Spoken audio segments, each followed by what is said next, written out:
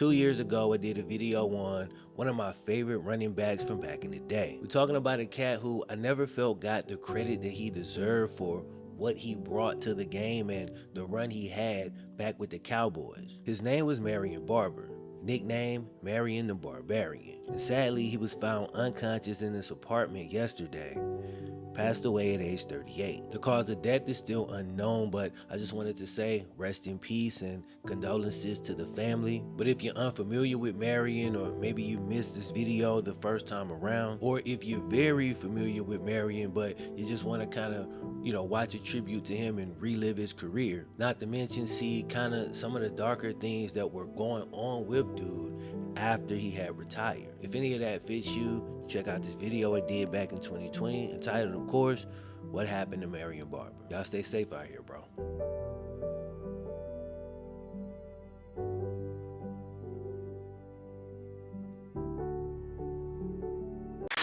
Everybody knows Zeke, Emmett, Herschel, Dorsett, and yeah, you should know those guys. They're all-time great Cowboys running backs. But there's one cat from the mid to late 2000s that always gets forgotten. And while he might not be in the same tier with those guys, his style of running and what he was able to accomplish in a pretty short career, I think deserves to be highlighted. And that's what we're doing here today. They called him Marion the Barbarian. One of the dopest nicknames because not only did it sound good and rhyme, it perfectly, I'm talking 100% accurately describe this man's running style. Marion Barber to this day is top 10 all-time in Dallas Cowboys rush yards. Believe it or not, he's still number 3 all-time in rushing touchdowns, though he's most likely gonna be passed up by Zeke during this upcoming season, which kind of makes this the perfect time for this video. Marion Barber ran with a style that's not often duplicated in today's game, while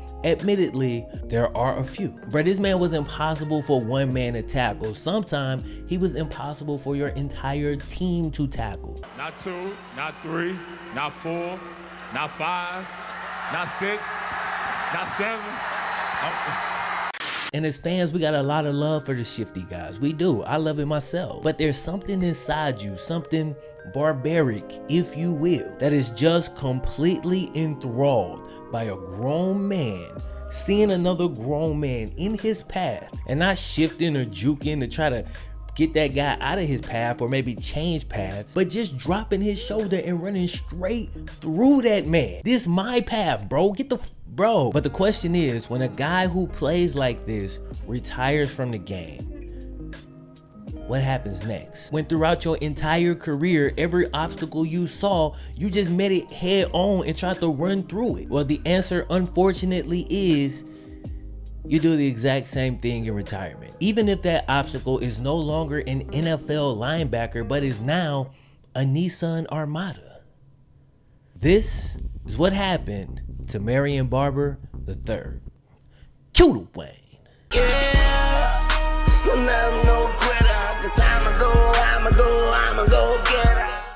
Tons of kids grow up with dreams of playing college football and then making it to the NFL. But when this is your dad, that dream can quickly become an expectation. Marion Barber III is the son of Marion Barber Jr., a former record-breaking Minnesota football player and an NFL running back in his own right. Back in the late 70s, Marion's dad finished as Minnesota's all-time rushing yards leader with 3,094 yards and 34 rushing touchdowns. His records have since been broken, but his legacy lives on. See, each of Marion's 3 sons, including Marion III, Dominique Barber, and Thomas Barber, all went on to play their college football at Minnesota, with 2 of the 3 going on to play professionally, and the 3rd may actually make a roster this year after the pandemic clears up. But with all of that said, in a family full of athletes, Marion carried the most pressure early on.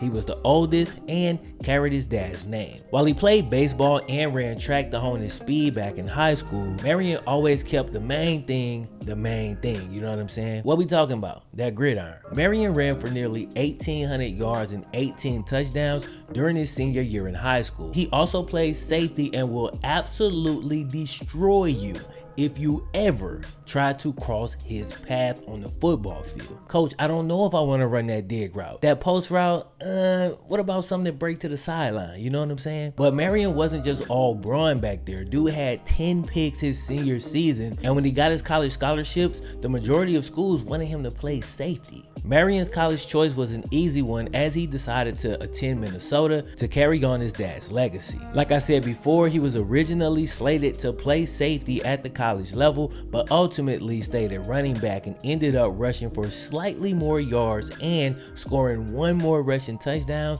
than his dad did back in the 70s. It would have been so dope if Marion was the one that actually broke his dad's record, but while he did pass him up, his dad was no longer the record holder at that time. In 2003 and 2004, Marion teamed up with Lawrence Maroney, creating one of the scariest running back duos in college football history. Imagine lining up on defense, and as soon as this dude finally checks out of the game, this dude checks in. That's tough, bro. They became the first Division I teammates in NCAA history to both run for over 1,000 yards in 2 consecutive seasons. Marion ended up entering the NFL draft after his junior year and was picked up in the 4th round by the Dallas Cowboys. And while his counterpart Lawrence Maroney would leave the next year and actually go in the 1st round, Marion easily had the best pro career of the two. The crazy thing about Marion's career with the Cowboys is that he only started 41 out of 88 games. So more than half of the short time that he played for the team,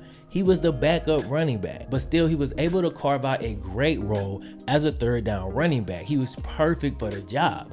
Get a ball to Marion on 3rd and 3, you got a 1st down. All y'all need to pass the ball, he was great in pass protection. And then also one of his most underrated skill sets was his ability to catch the ball out of the backfield. Add to that the fact that he was an unstoppable force in the red zone. This is why, despite the fact that he's got less carries than any other top 7 rushing touchdown leader in Cowboys history, he sits at number 3 all time, only behind Emmitt Smith and Tony Dorsett when it comes to rushing touchdowns, for now. By 2007, Marion had earned his nickname, and the Cowboys fans wanted the Barbarian as their full-time starter. But Wade Phillips instead kept the running back by committee situation going. So technically speaking, in 2007, Marion Barber made his first and only Pro Bowl, and he did it as a backup running back, which has got to be one of the few times in NFL history where the backup makes the Pro Bowl and the starter does not. Basically what happened is Marion saw his workload constantly increase throughout the year, while the starter Julius Jones saw his workload constantly decrease. Marion ended up rushing for 975 yards and 10 touchdowns while averaging 4.8 yards a carry. And while he was never officially named a starter and never started a game that season, he got 40 more carries than the actual starter, Julius Jones. But again, that was not Wade Phillips' intention going into the season. But one of the things that really started to swing the momentum between the two running backs was when Marion Barber completed the greatest 2-yard run in NFL history. In 2007, the New England Patriots had their historic near-perfect season, but when they faced the Cowboys early in the year, both teams were 5-0. It was the 3rd quarter, and it was a 4-point game when the Patriots defense looked to steal all momentum from a Dallas team backed up into their own territory. That's when a surefire safety turned into the greatest 2-yard run of all time. This man breaks like 8 tackles in what looks like the ultimate Madden glitch. And these weren't just any Patriot defenders. This was Vince Wilfork, Rodney Harrison, Asante Samuel, Junior Seau, and more. Now, the Cowboys ultimately ended up losing this game, and this run became pretty much insignificant in the grand scheme of things, which is a shame because this superhuman play perfectly embodies everything Marion stood for as a running back. The dude flat out refused to go down. It was amazing to watch. Marion played 3 more seasons with the Cowboys after 2007 and flirted with 1,000 yards in all of them. But his punishing run style inflicted damage on more than just defenses. And in his final few years, those automatic 5-yard runs turned into 2- and 3-yarders. Marion started getting stood up even started falling back. Knee injury, thigh injury, toe injury, calf muscle, concussions, age. It all started to stack up on Marion very, very quickly. And while his will stayed intact, his body did, that's just how it go. After a brief stint with the Bears, Marion decided to hang up the cleats at age 28. No retirement tour, no press conference, just faded into the background, a role that Marion had become all too comfortable with. But a few extremely bizarre incidents during his post-career have kind of shined a light on Marion once again, but not a flattering one. In 2014, he carried a loaded handgun into a church. But that's not even it. The scariest part of the whole thing is, not only does he take the loaded gun in there, he had an additional 3 clips with him. That is as scary a situation as I could fathom. Like, what was he thinking? Like, what was going on in his mind that day? While I'm not gonna speculate in this video because this is YouTube and that's gonna get super dark super fast, let's just say any person that does something like that is clearly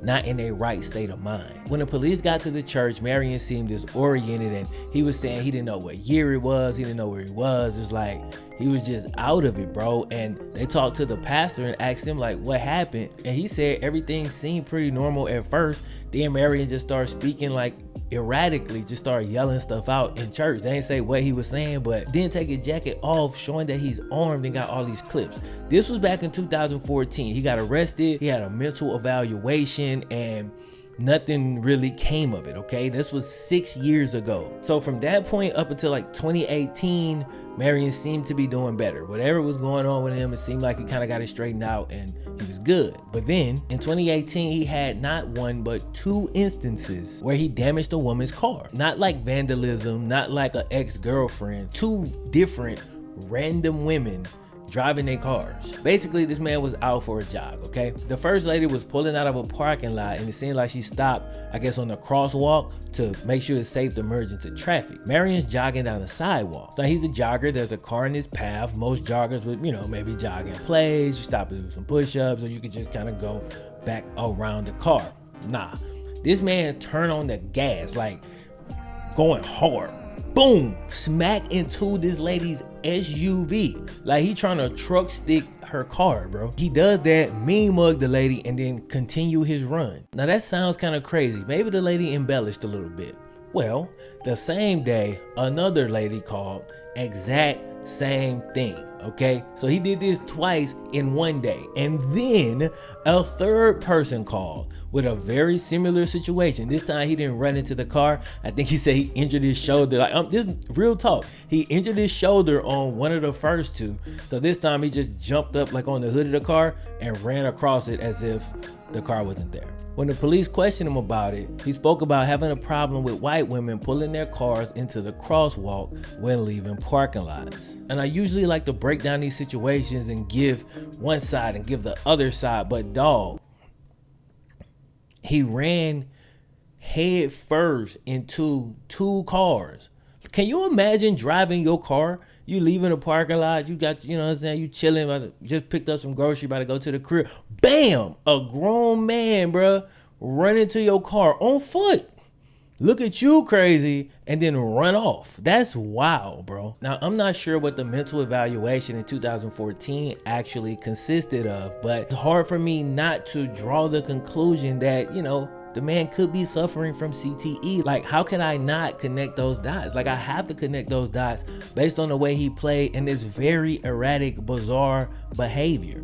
Like, that's crazy what he's doing. All I can say is that church event was in 2014 and these car events was in 2018. So I really, really hope Marion Barber is taking care of himself. I hope the people around him, his dad, his brothers, are making sure he's good. Sometimes people, men in particular, don't treat mental health with the seriousness that it needs. But I'm really hoping that these 2 days were just 2 very bizarre, isolated incidents. Today, Marion's only 36 years old, but it seems that the game took its toll on him. Whether it's self-medication, CTE, or any other thing, let's all hope Marion can get back on the straight path. And Marion's post-retirement issues have been much bigger than football, obviously. But with that said, if we learn anything from this man's career, it's gonna take more than just a few obstacles to bring down Marion the Barbarian.